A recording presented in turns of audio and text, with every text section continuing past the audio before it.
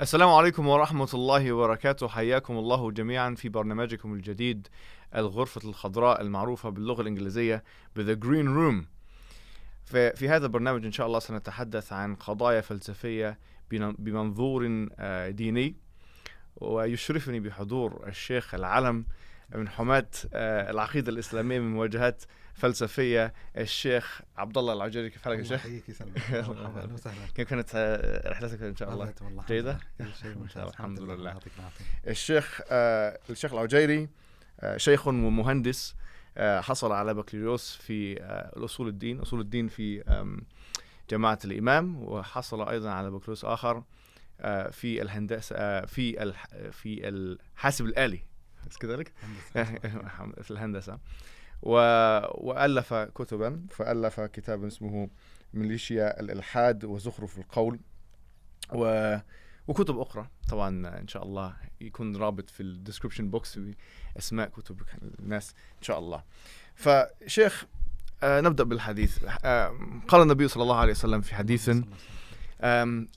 لتتبعن سنن من كان قبلكم شبرا شبرا ذراعا بذراع حتى إذا دخلوا جحر ضب اتبعتموهم.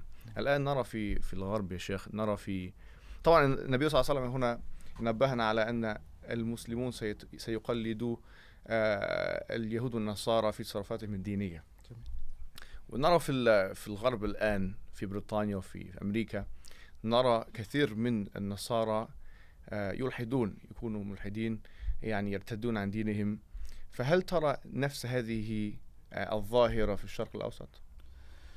جميل جدا. بالنسبة يعني الحديث اللي ذكرت عن النبي صلى الله عليه وسلم، أعتقد أن هذا أحد دلائل صدق نبوة النبي صلى الله عليه وسلم، لأن هذه التجليات والمظاهر اللي تنبأ النبي صلى الله عليه وسلم بوقوعها في الأمة، يعني نحن نشاهد فعلا وقوع على مستويات متعددة. يعني يمثل حالة التطرف المتعلقة بها ما يتعلق بأن يختاروا نفس الخيار الذي اختاره بعض أهل الكتاب الموجود في المجتمعات الغربية للإلحاد، فيلحدون. هذه مثل حالات المتطرفة وما دون ذلك. يعني ما دون ذلك، يعني أحد كبريات الإشكاليات اللي أعتقد أن نواجهها في المجتمعات العربية والمجتمعات الإسلامية عموما هو نوع من أنواع الرضوخ لهيمنة النمو الثقافي الغربي، بحيث أن كثير من أبناء المسلمين صارت عنده قابلية شديدة وكبيرة جدا لإعادة ترتيب المنظومة الدينية العقدية الفقهية الشرعية الإسلامية لتتوافق مع معطيات النموذج الحضاري الغربي، ممثلا بالذات فيما يتعلق بالمزاج الليبرالي المتسيد على العالم اليوم.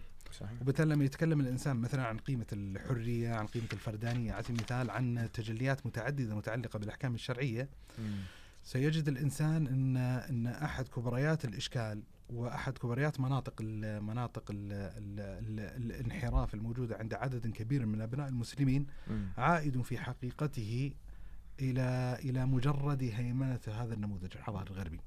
فنعم، في تطرفات أزعم أنها موجودة وحاضر في المجتمعات العربية للأسف فيما يتعلق بالتطرفات المتعلقة بأن يلحد الإنسان، لكن كذلك الإشكاليات اللي أوسع حضورا ودائرة داخل إطار المجتمعات العربية الإسلامية، أن هنالك نوع من أنواع الشعور بالمعرة لجملة من المحكمات وجملة من الثوابت الشرعية. وإذا فتش الإنسان عن مبررات هذا الشعور بأن هذه الأحكام تمثل عارا ينبغي أن ينزه الإسلام عنه، تكتشف أن المسألة ليست عائدة لمحاولة تنقية التراث من حيث هو تراث، وإنما هو نوع من أنواع الرضوخ لضغط قيم أجنبية مباينة للتراث الشرعي والتراث الإسلامي، فيحصل عنده نوع من أنواع الاستجابة لتلك المعطيات بسبب ضمور مثلا قيمة الانقياد، قيمة الخضوع، قيمة التعظيم، قيمة التسليم لنصوص الشرعية.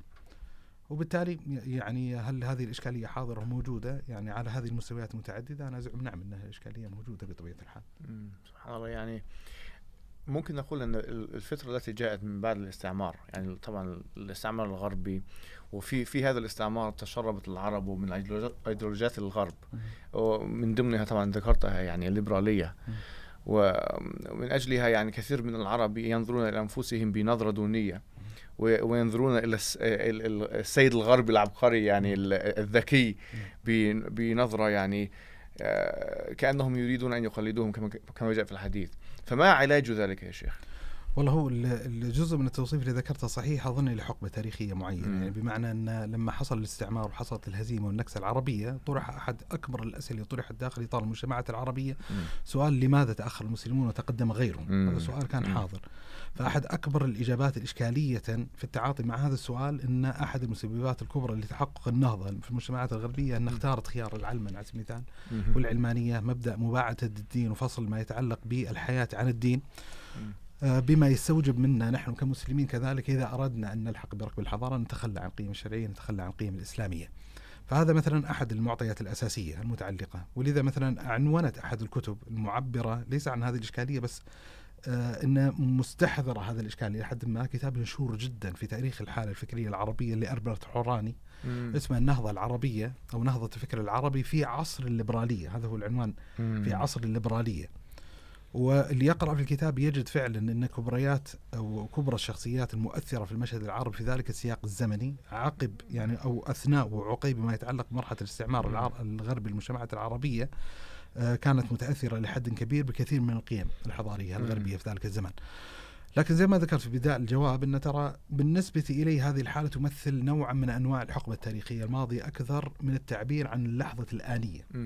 الآن يتكلم الإنسان عن سطوة تأثير ما يتعلق بشبكات التواصل الاجتماعي، ما يتعلق باليوتيوب، الإنترنت المفتوح، نتفليكس. يعني أنا أزعم هوليوود، أنا أزعم أن هذه المنصات أكثر اختراقا للمشهد العربي وأكثر تغييرا للعقول والنفوس والأرواح من مثل هذه المعطيات.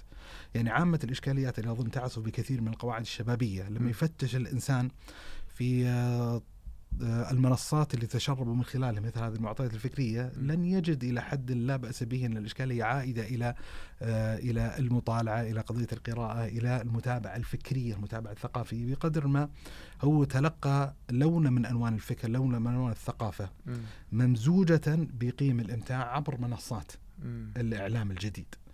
ولذا أحد اللي أزعم وهي أحد الإشكاليات اللي يعاني منها على الأقل في المستوى العربي فيما يتعلق بالشأن الدعوي أن يمثل هذا الفضاء أحد النقاط العمياء بالنسبة للخطاب الدعوي الشرعي. يعني أن هنالك نوع من أنواع التحفظ المشيخي مثلا من إدراك على وجه التفصيل ما يجري عبر تلك المنصات، وبالتالي ما عندنا ذلك الوعي التام بحزمة الأفكار مفصلة اللي تسرب للأجيال القادمة، وبالتالي بطبيعة الحال سيكون عندنا إشكالية في تحقيق طبيعة العلاج المطلوب لمعالجة هذه الوضعية. طبعا اسمح لي أنا قاعد أسطر دي الشمال، أنا حتى نسيت إيش تحت السؤال كان يعني فلا يعني قصدت أن يظهر لي أن يوجد في عند كثير من العرب عندهم عقدة يعني نقصية. أيوة فيه هذا بطبيعة الحال يبدو لنا إشكالية يعني حاضرة. وطبعا أكبر وهم حاصل عند كثير من الشباب توهم أن المجتمع الغربي أو الرجل الأبيض هو الذي يصح له المحاضرة والمخاطب فيما يتعلق بالمجال الأخلاقي مثلا، هو المعيار الذي يتحدث في ضوء معتقداته وأفكاره قيم حقوق الإنسان مثلا. تجد كثير من المعارضات الموجودة لمحكمات الشريعة إذا فتش الإنسان عنها يجد أنه يقول لك مثلا الشاب أن هذه معارضة لقيم حقوق الإنسان.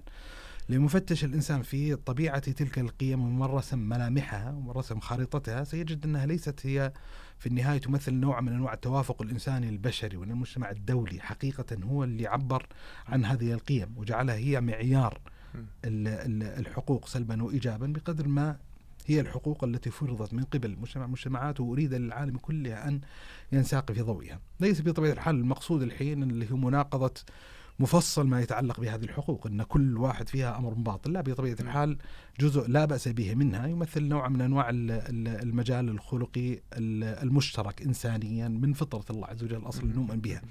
لكن هنالك كذلك حزمة من ما يدعى أن مجال الحقوق على سبيل المثال إنما رسم ملامحها الطرف المقابل.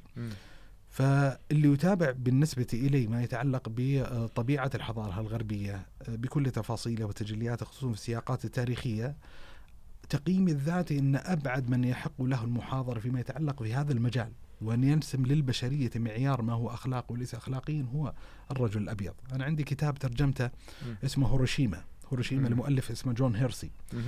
الكتاب باختصار شديد إن يتحدث الصحفي الأمريكي هذا بعد ذهابه لليابان بعد 8 أشهر من كارثة إلقاء القنبلة الذرية على اليابانيين، يتكلم عن الفظائع التي شاهدها مما يتعلق بالآثار والتداعيات اللي ترتبت على إلقاء هذه القنبلة. مجالات الطرافة طبعا تعلق في الكتاب أن زار أولئك اليابانيين الستة اللي حكى تجربتهم في الكتاب بعد 40 سنة تقريبا. حكى أشياء فظيعة جدا. حكيت في مقدمة ترجمتي لهذا الكتاب جزءا يعني من سياق تاريخي يريد أن أسرب للقارئ المتلقي أن ترى حلقة هيروشيما أو إلقاء القنبلة الذرية أن يمثل حلقة واحدة في مسلسل الإرعاب الغربي للمجتمعات العالمية، وأن يعني حلقة الإجرام الغربي ممتدة يعني في التاريخ الماضي كما هي ممتدة في التاريخ الآني. ويعني خلينا أختصر يعني الجواب ولا الكلام في هذه النقطة سيطول. تشارلز داروين عنده عبارة لما يعني في مذكراتي في رحلة البيجل ذكر عبارة صراحة معبرة، وهو من بني القوم، يعني يختصر كما يقال تاريخ المجتمع الغربي في تعاطيه مع الشعوب والأمم الأخرى. قال: حيثما خطت خطوات الرجل الأبيض لحق أهل السكان الأصليين الموت. يعني أينما ذهب الرجل الأبيض فإن السكان الأصليين سيلحقهم الفناء والموت. واللي يقرأ في تفاصيل ما يتعلق بالمشهد التاريخي، ما يتعلق بالهنود الحمر على سبيل المثال في أمريكا الشمالية، وقص نماذج يعني تاريخية تالية بعد ذلك، يدرك مصداقية مثل هذا الإطلاق ومصداقية مثل هذه العبارة. فبالنسبة إلي يعني يمثل مشهدا يتسم بقدر من الطرافة، لكنها طرافة مزعجة، طرافة مؤلمة، طرافة مبكية، أن ينتقص المسلم من نفسه وإسلامه متوهما أن اللي يمثل حالة من حالات الكمال فيما يتعلق بهذه المعطيات هو الرجل الغربي، في حين يعني طبيعة المنتج على المستوى الثقافي الذي قدمها الغربيين لا يلزم بالضرورة أن يكون حقا من حيث هو، بل لما يفتش الإنسان في كثير من التفاصيل المتعلقة بهذا الإطار على المستوى الفلسفي أو غيره سيكتشف أن في إشكاليات ثغرات كبيرة، وأن في نهاية المطاف هذه الثقافة الغربية لم تهيمن في ضوء قيم الحجاج، في ضوء قيم البرهنة والتدليل، وإنما في ضوء قيم القوة الحضارية المكتسبة عبر القوة الاقتصادية والقوة العسكرية وغير المعطيات.